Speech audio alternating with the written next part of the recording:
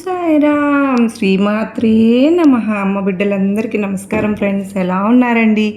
ఏం చేస్తున్నారు? అందరూ బాగున్నారు కదా?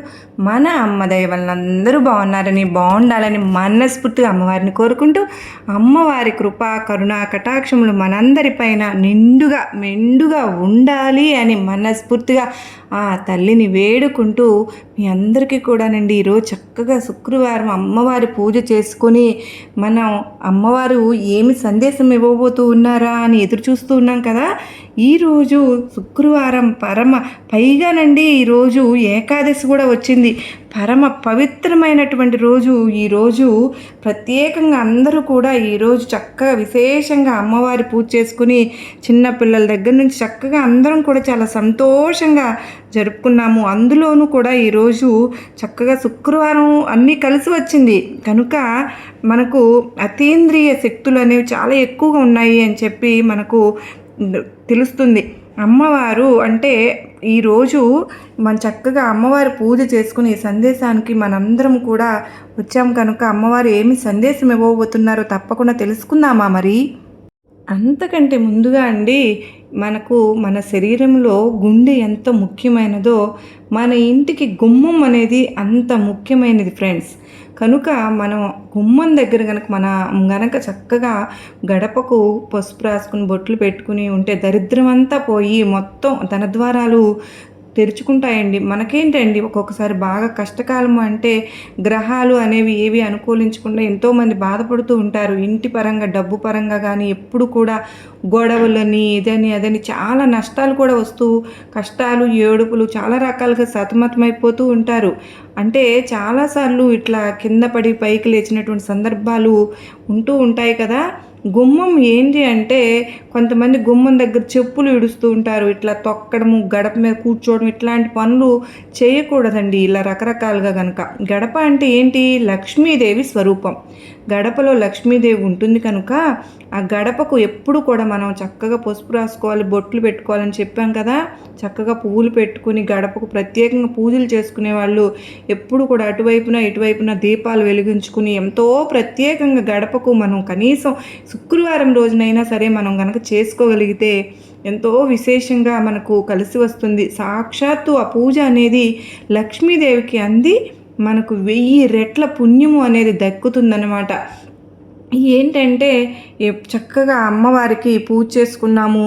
మనం ఈ సాయంత్రం కూడానండి, ఈరోజు సాయంత్రం మనం శుక్రవారం ఈ రోజు ఏకాదశి కూడా వచ్చింది కనుక ఈరోజు సాయంత్రం మనం అమ్మవారి దగ్గర ఎలాగా ఏం చేసుకుంటే మనకు మంచి జరుగుతుంది అనేది మనం అమ్మవారి మాటల్లోనే తెలుసుకుందాం. మరి బిడ్డ, అదృష్టం ఉంటేనే ఈ వీడియో నీకు కంటపడింది బిడ్డ. అలాగే వీడియోని నువ్వు పూర్తిగా వినగలుగుతున్నావు అంటే నా అనుగ్రహం నీ పైన ఉన్నది. నీ జీవితంలో ఉన్నటువంటి కష్టాలను, సమస్యలను, బాధలను అన్నింటినీ తీసేసి నీకు ఏదైతే తీరని కోరికలు ఉన్నాయో అలాంటి కోరికలన్నీ తీర్చడానికి, అలాగే డబ్బు పరంగా బాగా ఎదగడానికి, చాలా బాగా నీకు సహాయం చేయడానికే నేను నీ దుర్గమ్మను నీకు లక్ష్మీ అమ్మవారు చెప్పమన్న విషయాన్ని చెప్పడానికి వచ్చాను.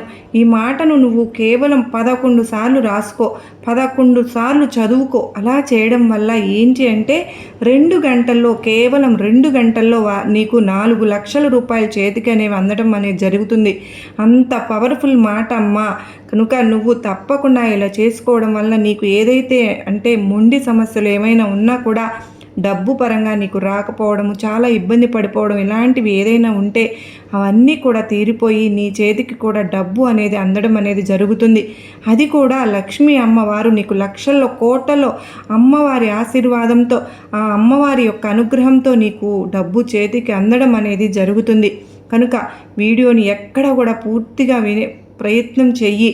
అలాగే లక్ష్మీ అమ్మవారు అంటే ఎవరికైతే నమ్మకం ఉందో, లక్ష్మీ అమ్మవారి కంటే ప్రేమ ఎవరికి ఉందో అలాంటి వారందరూ మన వీడియోకి ఒక చిన్న లైక్ అయితే ఇచ్చి మీ యొక్క అభిమానాన్ని, అలాగే ఆ తల్లి మీద మీకు ఉన్నటువంటి ప్రేమను తెలుపగలరు.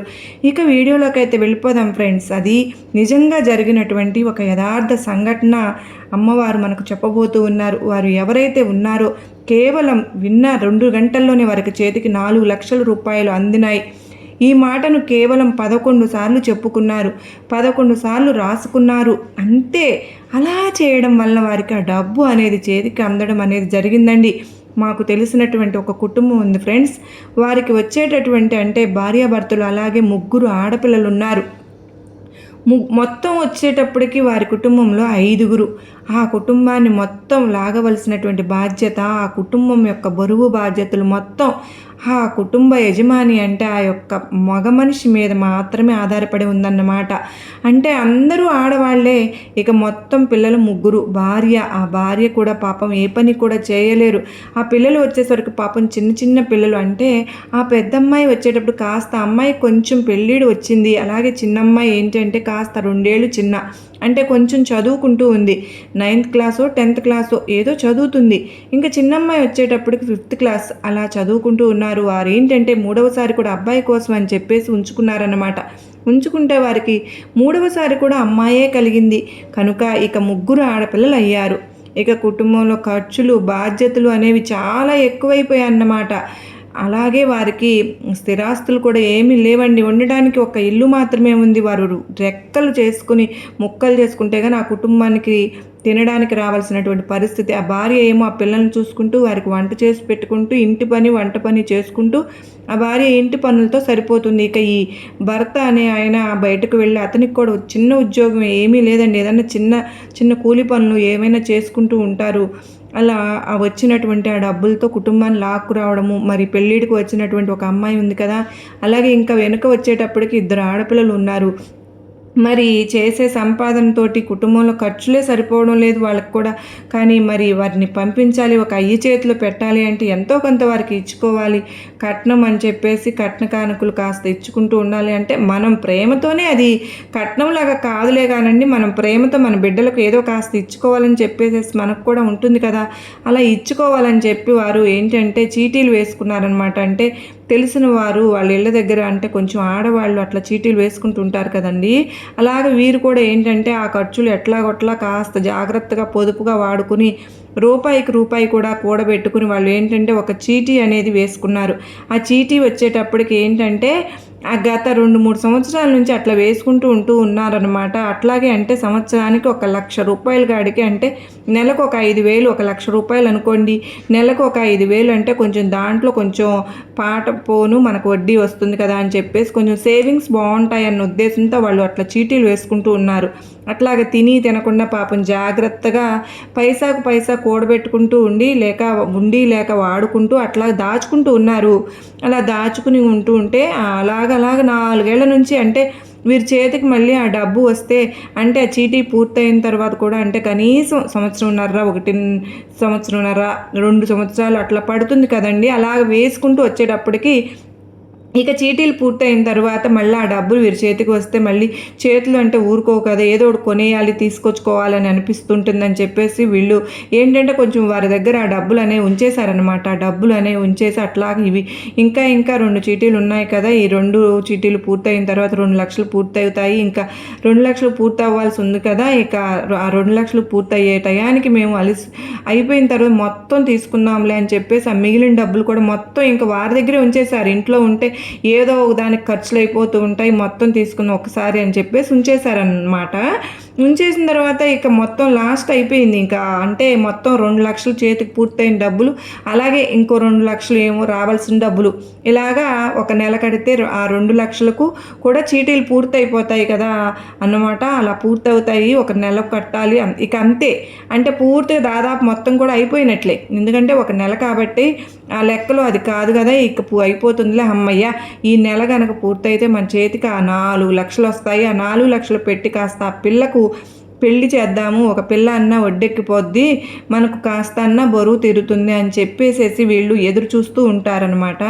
ఇంకా అట్లా ఎదురు చూసి పాపం ఏదో ఏ రోజుకు ఆ రోజు సంతోషపడుతున్నారు. ఎందుకంటే డబ్బులు దగ్గరకు వచ్చే సమయం అంటే ఎవరికైనా ఆనందంగా ఉంటుంది కదండి. అందులోనేమో కష్టం నష్టం వాళ్ళు కూడబెట్టుకున్నటువంటి సొమ్ము కదా, మరి చాలా సంతోషంగా ఉన్నారు. ఆ డబ్బులు వస్తే పిల్లకి ఏదన్నా కాస్త బంగారం తీసుకొచ్చుకోవచ్చు, ఇట్లా చేద్దాం అట్లా చేద్దాం అని చెప్పేసి వీళ్ళు చాలా కలలు కంటూ ఉంటారనమాట. ఇక అలా చేసుకున్న తర్వాత ఏం జరిగిందంటే వీరు ఎవరి దగ్గర అయితే ఆ డబ్బులన్నీ పొదుపు చేసి ఉంచుకున్నారో వారు అనుకోకుండా వాళ్ళు అంటే వారు ఊరికి వెళ్ళారు. వారు ఊరికి వెళ్తే వీళ్ళు ఏమనుకుంటున్నారంటే సరే వెళ్ళారుగా వస్తారులే అన్న లెక్కల్లో వీళ్ళు ఆలోచించుకుంటున్నారు. కానీ వాళ్ళు ఏంటంటే 10 రోజులు అయింది రాలా, నెల రోజులు అయింది రాలా, 2 నెలలు అయింది రాలా. ఇదేంటి కనీసం చీటీపాటు డబ్బులు కట్టేయడానికి కూడా వాళ్ళు రావడం లేదు. ఫోన్స్ చేస్తుంటేనో ఫోన్లేమో బ్లాక్ చేస్లో పెట్టేశారు. అంటే ఫోన్లు కలవడం లేదు, ఎక్కడికి వెళ్ళారో తెలియదు. ఇంటికేనేమో తాళాలు వేసేసి ఉన్నాయి. ఎవరికైతే ఏమనుకున్నారు అడిగితే ఖాళీ చేసి వెళ్ళిపోయారని చెప్పేసరికి వీళ్ళకి ఇక అసలు మైండ్ పని చేయకుండా అయిపోయింది. ఇదేంటి నిన్నటి దాకా బాగానే మాట్లాడారు, చాలా అభిమానంగా మాట్లాడేవాళ్ళు, ఇదేంటి చాలా నమ్మకంగా ఉన్నారు కదా, చాలా అభిమానంగా మాట్లాడేవారు, అసలు ఇదేంటి మేము ఇంట్లో వాళ్ళకన్నా కూడా వీళ్ళనే బాగా నమ్మాము, అంత బాగా ఇంటికి వెళ్తే ప్రేమగా పలకరించడం, మంచినీళ్ళు ఇవ్వమంటాం, కూర్చోమంటాం, కాస్త టీ ఇవ్వడం, ఇట్లా చేసేవాళ్ళు, ఇదేంటి వీళ్ళు ఇలా చేయడం, ఏంటి డబ్బులన్నీ వాళ్ళ దగ్గర పెట్టేసుకున్నాం, అసలు ఇదేంటని చెప్పి వాళ్ళకి ఏమీ అర్థం కానట్లే ముందు కాళ్ళు చెయ్యి ఆడట్లా. ఇక అసలు వాళ్ళు ఏం చేయాలో కూడా అసలు ఎవరికైనా చెప్పుకోవడానికి కూడా అవకాశం లేదు, ఎటు వెళ్ళిపోయారో తెలియదు అన్నమాట. వీళ్ళు అసలు ఇక మామూలు మనుషులకు చాలా వరకు కూడా ధైర్యం అనేది కోల్పోయారు అన్నమాట. కోల్పోయి ఇక ఏడవడం అనేది మొదలు పెట్టేశారు. ఏం చేయాలి దేవుడా, ఏం చేయాలి అని చెప్పేసి మనసులో కుమిలిపోతూ ఉన్నారన్నమాట. కుమిలిపోతూ ఇంకా అప్పుడు ఏంటంటే లక్ష్మీ అమ్మవారిని, దుర్గమ్మ వారిని యొక్క భక్తులు వీళ్ళు ఇక అమ్మవారిని ఇక అమ్మ ఏంటమ్మా ఇట్లా చేసావు, నమ్మకంతో మేము చేసామమ్మా, అవతల పిల్ల పెళ్ళిడికి వచ్చేసింది కదా తల్లి, కష్టం అమ్మ, రెక్కలు ముక్కలు చేసుకున్న రూపాయికి రూపాయి అనేది దాచిపెట్టుకున్నాం పిల్ల పెళ్లి కోసం అని చెప్పేసి వాళ్ళేమో కనపడకుండా వెళ్ళిపోయారు. అసలు మేము ఏం చేయాలి తల్లి, ఇప్పుడు అసలు అంత డబ్బు ఒక్క రూపాయి కాదు, 2 రూపాయలు కాదు, 4 లక్షల రూపాయలమ్మా, మేము ఏం చేయాలమ్మా, మాకు ఎందుకమ్మా ఇంత శిక్ష వేసామని చెప్పేసి వాళ్ళు ఏంటంటే అసలు అల్లాడిపోతూ ఉన్నారు. ఇక అమ్మను పూజ చేసుకుంటూ అసలు నువ్వే దిక్కమ్మా, మాకు నీకు దండం పెడతాం, మా డబ్బు మాకు చేతికి వచ్చేలా చెయ్యమ్మా అని చెప్పేసి ఏంటంటే ఇక మనసులో కుమిలిపోతూ ఉన్నారన్నమాట. ఇట్లా జరిగి సుమారు వాళ్ళకి ఏంటంటే 2 నెలల పైనే అవుతుందన్నమాట. ఇక వారికి ఏం చేయాలో అర్థం కాక అసలు మనుషుల్లాగా లేరు, అసలు ఆయన ఆరోగ్యం కూడా దెబ్బతినిపోయింది. ఆ దిగులు అనేది వేసేసుకుని ఇంకా ఇంట్లో కుటుంబం అసలు చాలా ఇబ్బంది అయిపోయింది. పనికి కూడా వెళ్ళలేకపోతున్నారు ఆ కుటుంబం యజమాని. ఇక వాళ్ళు ఏంటంటే వాళ్ళకి తెలిసిన ఎవరో ఒక పెద్ద ఆవిడ ఉందంటండి. ఇక ఆమె దగ్గరికి వెళ్ళారన్నమాట. వెళ్ళి ఇక పెద్దగా ఏడ్చేసేసి ఇట్లా మేము ఎంతగానో కష్టంలో కూడబెట్టుకున్న సుమ్మమ్మ పిల్ల పెళ్ళికి అని చెప్పేసి దాచిపెట్టుకున్నాం, ఎంతో నమ్మకంగా వాళ్ళ దగ్గర ఉంచుకున్నామమ్మ, మేము వాళ్ళని చాలా నమ్మాము, నమ్మకంగా ఉన్నారు, చూస్తూ ఇలా వెళ్ళిపోయారమ్మ వారు, అసలు ఊరు వదిలిపెట్టి వెళ్ళిపోయారు. 4 లక్షల రూపాయలు అమ్మ, అంటే 1 రూపాయి కాదు, 2 రూపాయలు కాదు, తినకుండా కూడబెట్టిన సొమ్మమ్మ, పిల్లకు పెళ్లి చేయాలని చెప్పేసి అసలు మాకు ఎవరికి ఏం చేయాలో అర్థం కావట్లేదు, ఎవరికి చెప్పుకోవాలో కూడా అర్థం కావట్లేదని చెప్పేసేసి ఆవిడకి దగ్గరికి వెళ్ళి బాధపడుతూ ఏడ్చుకుంటూ చెప్పారంట.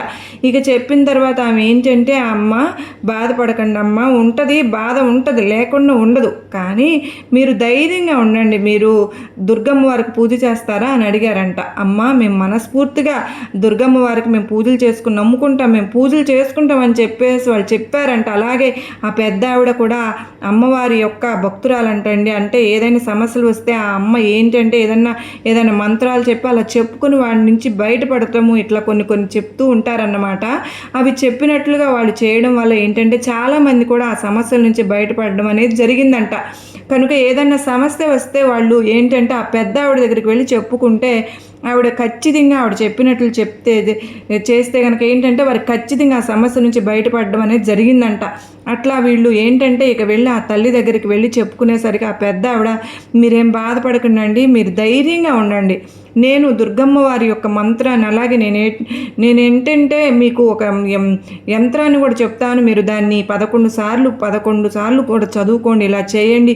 వారాహి మాతను కూడా పూజిస్తారండి వాళ్ళు చాలా, అంటే మీరు 2 నెలల నుంచి ఇబ్బంది పడుతున్నారు కదా, 2 గంటల్లో వాళ్ళు ఎక్కడున్నా సరే ఆ డబ్బు మీ దగ్గరికి తీసుకొచ్చిస్తారు, మీ చేతికి ఇస్తారు అని చెప్పేసేసి ఆవిడ ఆ పెద్ద ఆవిడ చెప్పిందంట. చెప్తే మీరు చెప్పినట్లు చేయాలని చెప్పిందంట. సరే అమ్మ చేస్తామమ్మా, మాకు ఆ డబ్బు రావడమే కావాలమ్మా, నువ్వు చెప్పినట్లే మేము చేస్తామమ్మా అని చెప్పేసి ఇక వాళ్ళు చెప్పారంట. చెప్పిన తర్వాత ఇక వారికి ఏం చేయాలి ఏంటి అనేది చెప్పిందంట. మీరు ఉదయాన్నే లేచి చక్కగా ఇంటిని వాకిల్ని శుభ్రంగా శుచిగా స్నాన కార్యక్రమాలు అవి పూర్తి చేసుకుని నలుపు రంగుల బట్టలు అనేది మీరు ధరించొద్దు. మీరు మిగిలిన ఏ రంగు బట్టలైనా కానీ నలుపు బ్లూ కలర్ కాకుండా మిగిలిన ఏ రంగులైనా ధరించుకోవచ్చు. మీరు ఇక చూపించినటువంటి మీరు ఒక తెల్లని కాగితం తీసుకుని ఈ చక్కగా నెంబర్లు అనేవి రాసుకుని ఇక్కడ మీరు చక్కగా అమ్మ అదేంటంటే 27, 20, 25, 22, 24, 26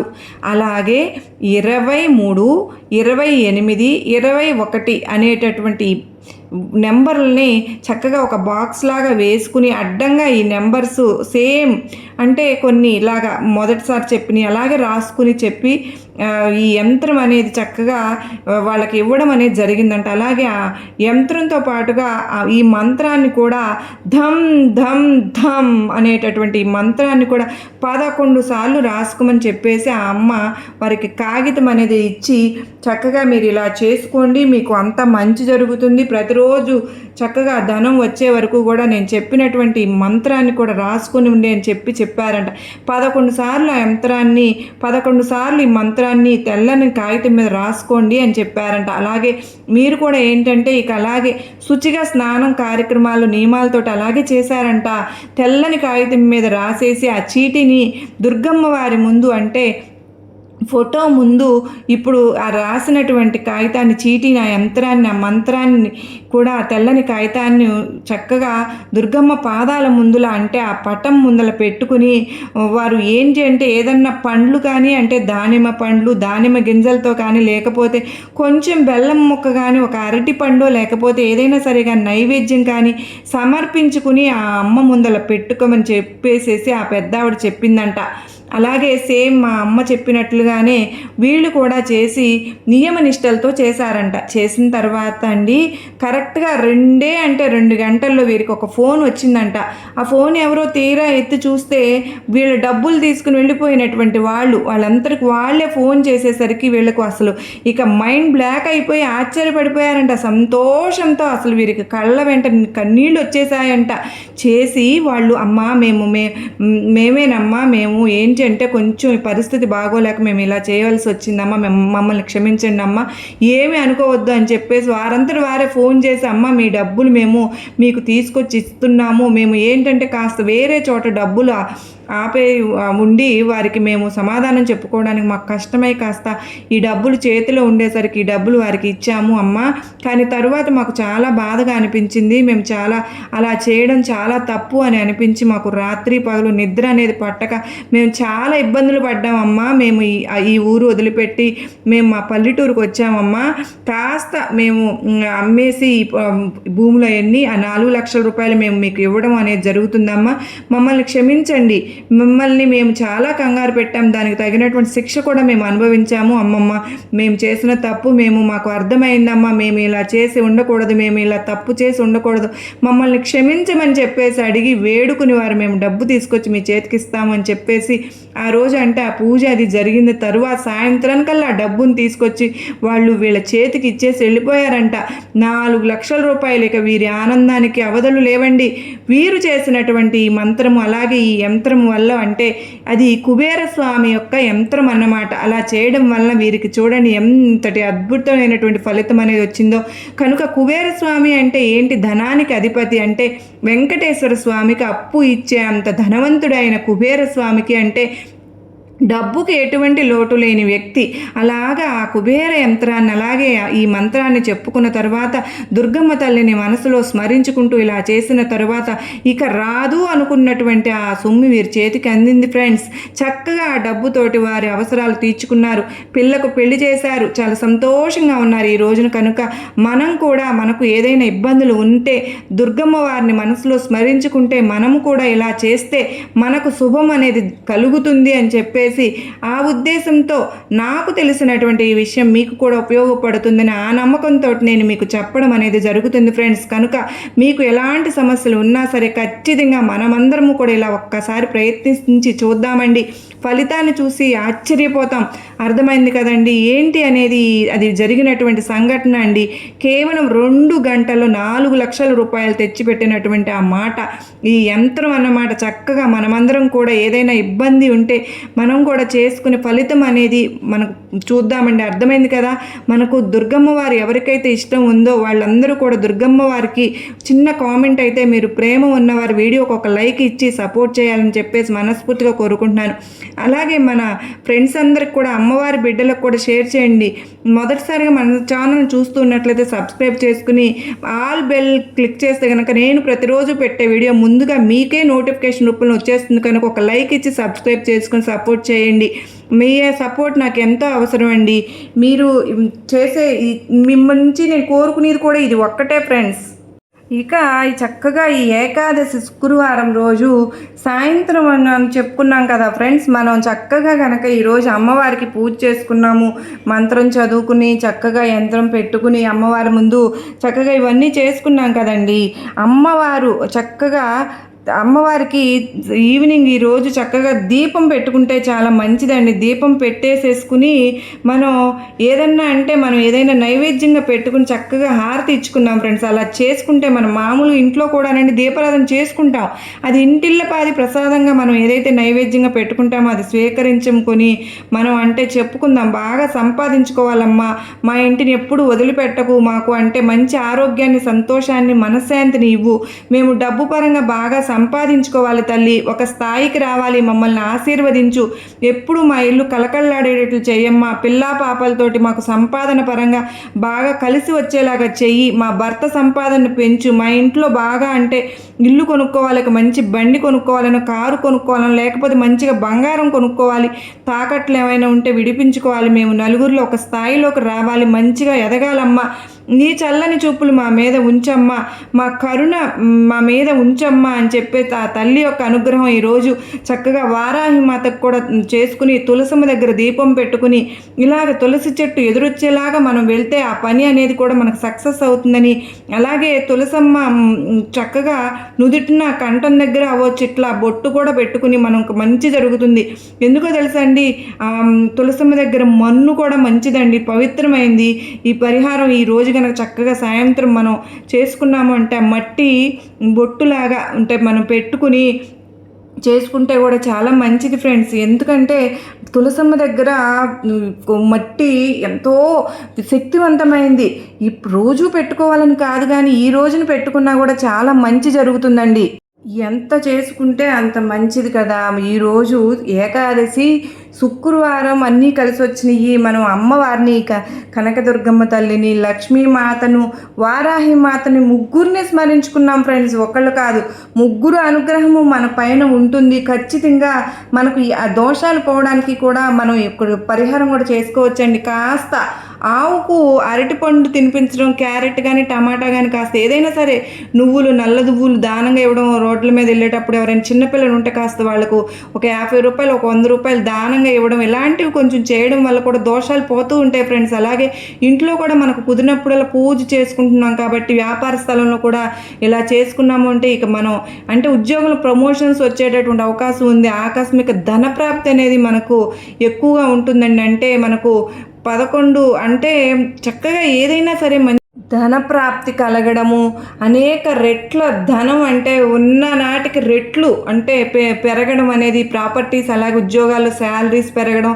ప్రమోషన్స్ రావడం, వ్యాపారంలో రూపాయి రావాలనుకున్న చోట 10 రూపాయలు రావడం, ఏదైనా సరే ఆస్తులు కలిసి రావడం, ఇట్లాంటివి కొంచెం ఎక్కువగా రాబడి వచ్చేటటువంటి ఆకస్మిక ధనప్రాప్తి కలిగేటటువంటి యోగం అనేది ఈరోజు ఉందండి. ఇంకా కొంచెం శత్రువులు కూడా మిత్రులుగా మారేటటువంటి అవకాశాలు కూడా ఉన్నాయి. ఇంకా మనకి ఈరోజు మనకు ఏంటంటే ఒక్క మాటలో చెప్పాలంటే జాక్పాట్ కొట్టినట్లే మనకు మంచిగా గుడ్ న్యూస్లు వినేటటువంటి అవకాశం అనేది ఉంటుంది.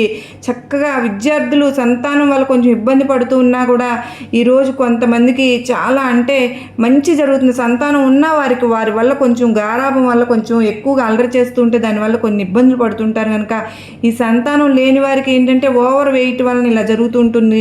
వాళ్ళు కూడా చక్కగా హెల్దీ ఫుడ్ తీసుకుని చక్కగా మంచిగా ఫ్రూట్స్ వెజిటేబుల్స్ ఇలాంటివి తీసుకుని బరువు తగ్గితే కనుక సంతానం కలుగుతుంది.